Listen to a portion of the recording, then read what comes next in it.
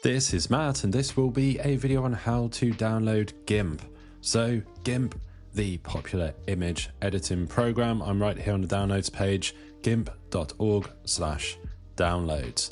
So I'll put that link in the video description so you can just click the link and wind up here. So it will know what operating system you have, so it's correctly identified that I have macOS. I'm using a Mac. So if you're using Windows, it will come up with the Windows version here. You can of course click all if you want to see all of the available options if you want to download a different version for whatever reason. But I'm going to go with the Mac version, so you can use the BitTorrent version here. They've got Apple Silicon and they've got Intel.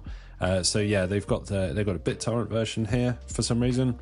And you can also just download it directly. So we will click on this orange button right here, and just like that, it will start to download. Now, depending on where your browser stores its downloads, I have Google Chrome on my Mac, so it goes straight to the downloads folder on my Mac, and you will find the installer there. So your download destination might be slightly different depending on what browser you have, but you will know where your files and folders are saved to by your browser. So hopefully you found this video on how to download GIMP useful. If you have, drop this video a like, it really helps, and subscribe to the channel for more videos just like